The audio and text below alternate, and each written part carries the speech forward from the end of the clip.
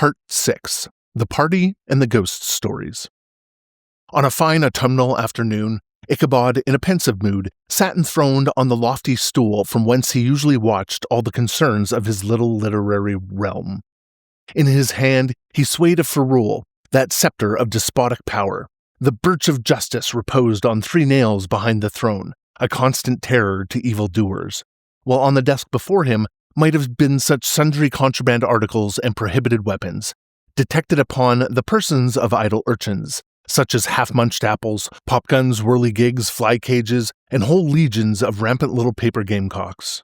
Apparently, there had been some appalling act of justice recently inflicted, for his scholars were all busily intent upon their books, or slyly whispering behind them with one eye kept upon the master, and a kind of buzzing stillness reigned throughout the schoolroom.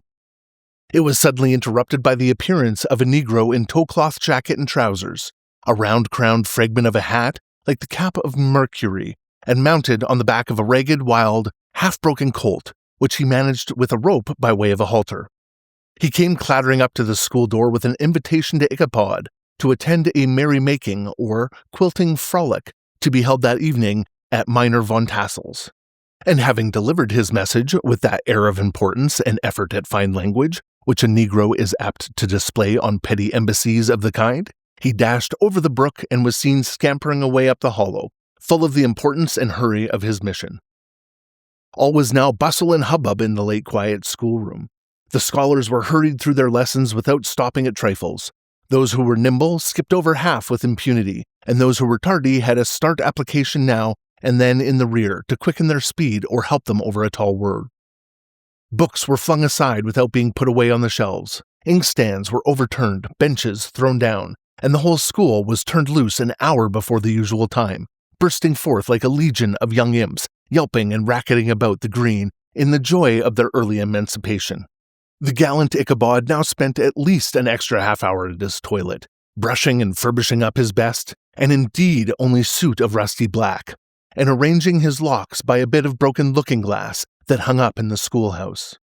That he might make his appearance before his mistress in the true style of a cavalier, he borrowed a horse from the farmer from whom he was domiciled, a chloric old Dutchman of the name of Hans von Ripper, and, thus gallantly mounted, issued forth like a knight errant in quest of adventures. But it is meet I should, in the true spirit of romantic story, give some account of the looks and equipments of my hero and his steed. The animal he bestrode was a broken-down plough horse that had outlived almost everything but its viciousness. He was gaunt and shagged, with its ewe neck and head like a hammer. His rusty mane and tail were tangled and knotted with burrs. One eye had lost its pupil and was glaring and spectral, but the other had the gleam of genuine devil inside it. Still, he must have had fire and metal in his day, if we may judge from the name he bore of gunpowder. He had, in fact, been a favorite steed of his master's, the chloric von Ripper, who was a furious rider and had infused, very probably, some of his own spirit into the animal. For old and broken down as he looked, there was more of the lurking devil in him than any young filly in the country. Ichabod was a suitable figure for such a steed. He rode with short stirrups, which brought his knees nearly up to the pommel of the saddle. His sharp elbows stuck out like grasshoppers. He carried his whip perpendicularly in his hand, like a scepter, and his horse jogged on. The motion of his arms was not unlike the flapping of a pair of wings. A small wool hat rested on the top of his nose, for so his scanty strip of forehead might be called, and the skirts of his black coat fluttered out almost to the horse's tail. Such was the appearance of Ichabod and his steed as they shambled out of the gate of Hans von Ripper, and it was altogether such an apparition as is seldom to be met in broad daylight. It was, as I have said, a fine autumnal day. The sky was clear and serene, and nature wore that rich and golden livery which was always associated with the idea of abundance. The forests had put on their sober brown and yellow, while some trees of the tenderer kind had been nipped by the frosts into brilliant dyes of orange, purple, and scarlet. Streaming files of wild ducks began to make their appearance high in the air.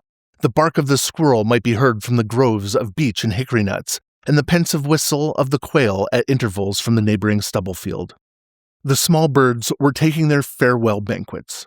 In the fullness of the revelry, They fluttered, chirping and frolicking from bush to bush and tree to tree, capricious from the very profusion and variety around them.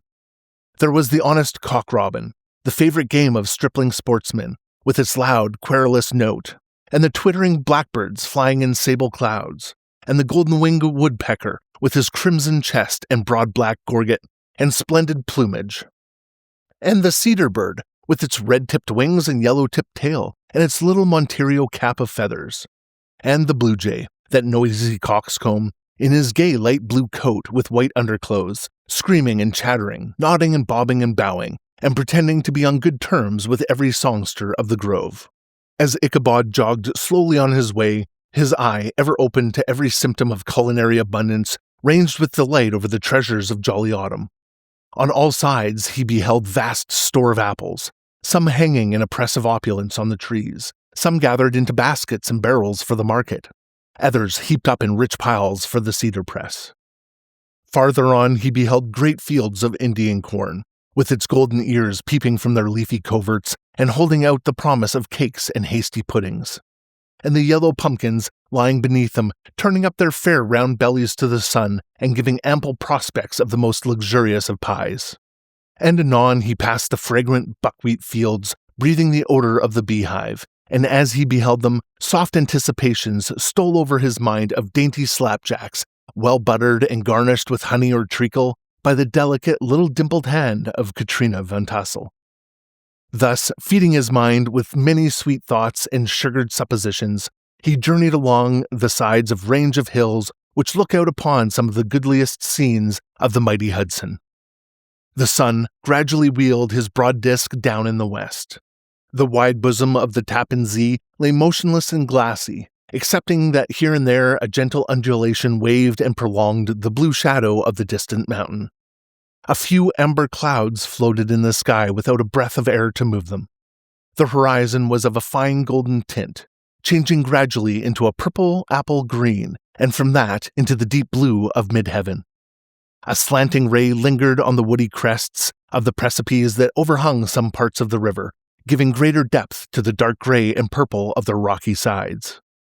A sloop was loitering in the distance, drooping slowly with the tide, her sail hanging uselessly against the mast, and as reflection of the sky gleamed along the still water, it seemed as if the vessel was suspended in the air. It was toward evening that Ichabod arrived at the castle of Heer von Tassel, which he found thronged with pride and flower of the adjacent country. Old farmers, a spare leathern-faced race, in homespun coats and breeches, blue stockings, huge shoes, and magnificent pewter buckles. Their brisk, withered little dames in close, crimped caps, long-waisted short gowns, homespun petticoats with scissors and pincushions, and gay calico pockets hanging on the outside. Buxom lasses, almost as antiquated as their mothers, excepting where a straw hat or fine ribbon, or perhaps a white frock gave symptoms of city innovation. The sons, in short square-skirted coats, with rows of stupendous brass buttons, and their hair generally queued in the fashion of the times, especially if they could procure an eel skin for the purpose, it being esteemed throughout the country as a potent nourisher and strengthener of the hair.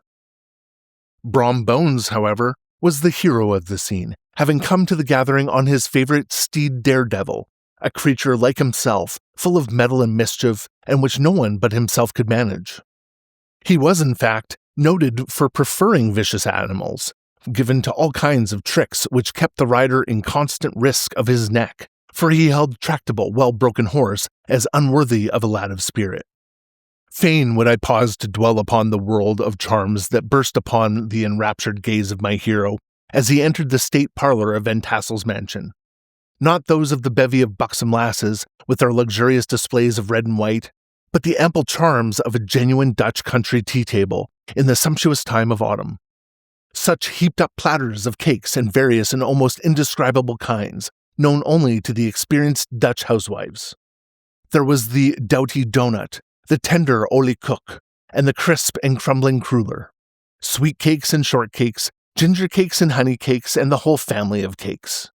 And then there were the apple pies and peach pies and pumpkin pies, beside slices of ham and smoked beef, and moreover delectable dishes of preserved plums and peaches and pears and quinces, not to mention boiled shad and roasted chickens, together with bowls of milk and cream, all mingled higgledy-piggledy, pretty much as I've enumerated them, with the motherly teapot sending up its clouds of vapor from the midst heaven, bless the mark.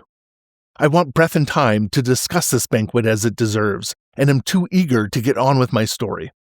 Happily, Ichabod Crane was not in so great a hurry as his historian, but did ample justice to every dainty.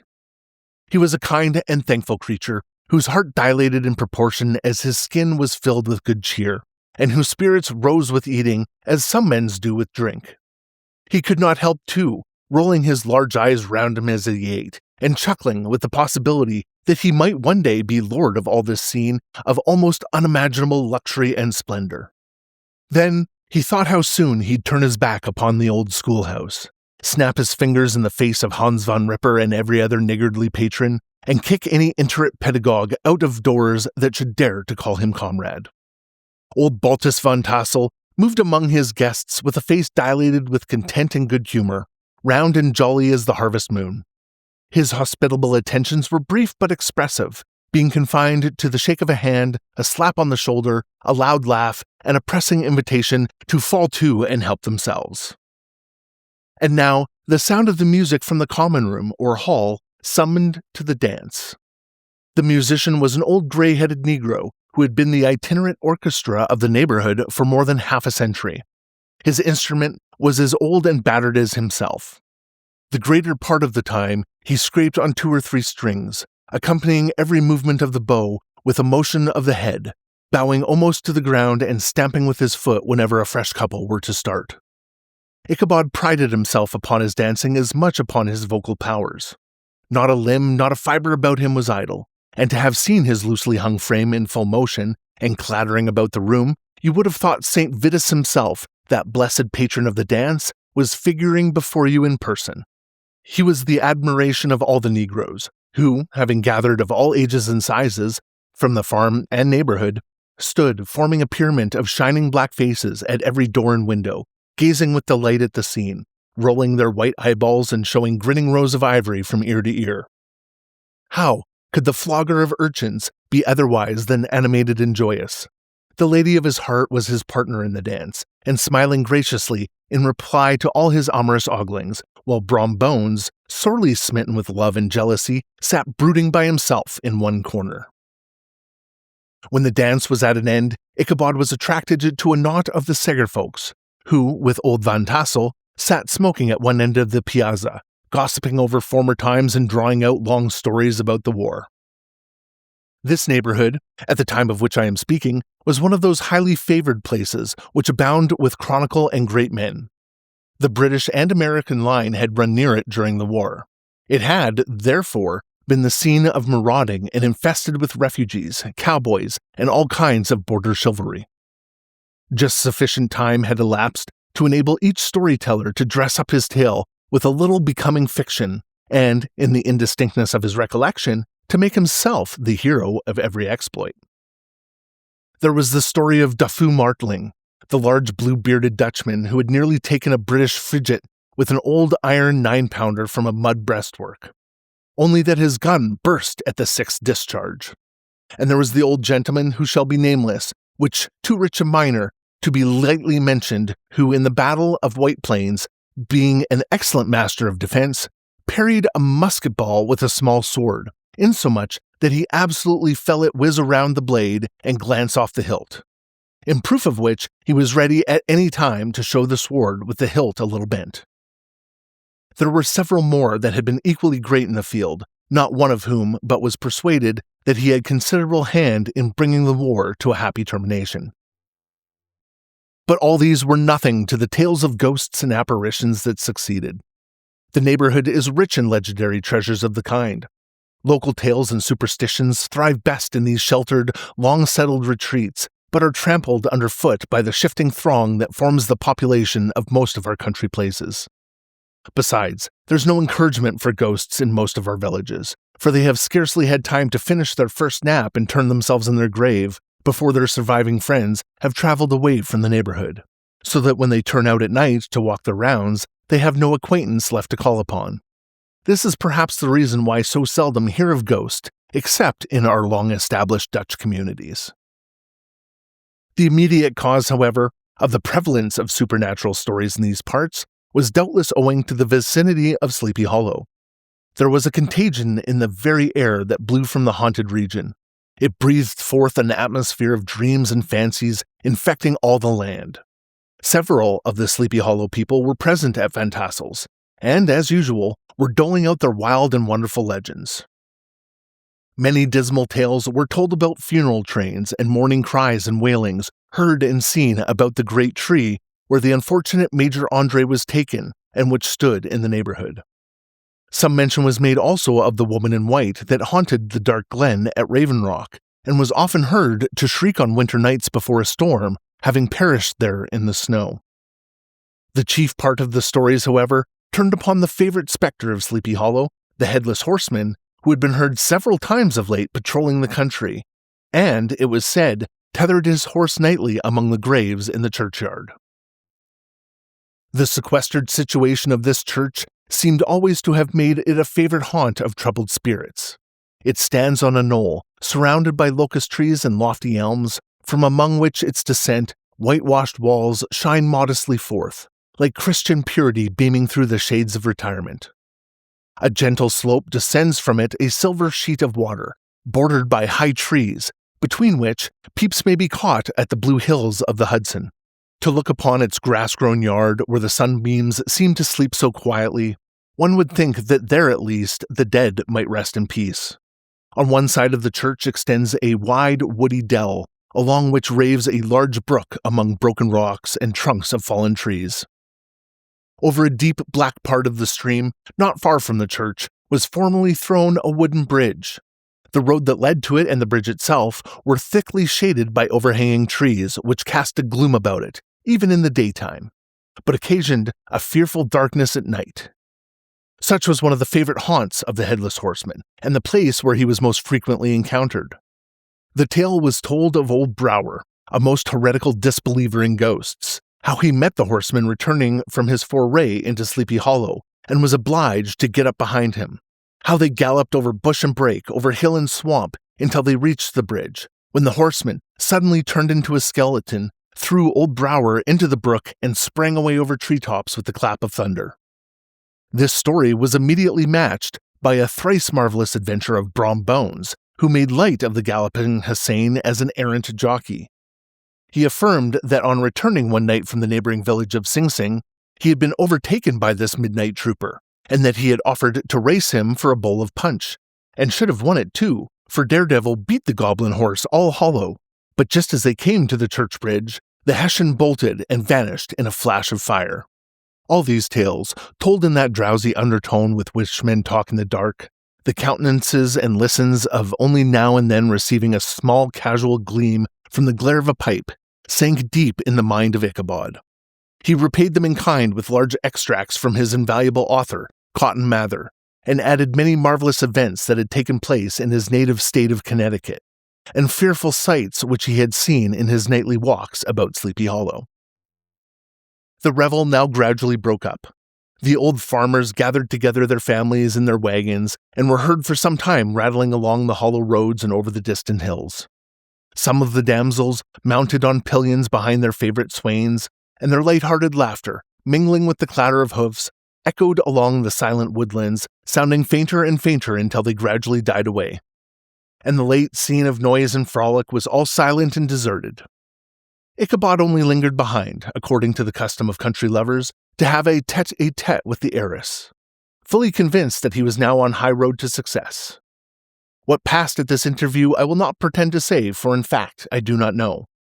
Something, however, I fear me, must have gone wrong, for he certainly sallied forth, after no great interval, with an air quite desolate and chapfallen. Oh, these women, these women. Could that girl have been playing off of her coquettish tricks? Was her encouragement of the poor pedagogue all a mere sham to secure her conquest of his rival? Heaven only knows, not I. Let it suffice to say, Ichabod stole forth with the air of one who had been sacked a hen-roost rather than a fair lady's heart.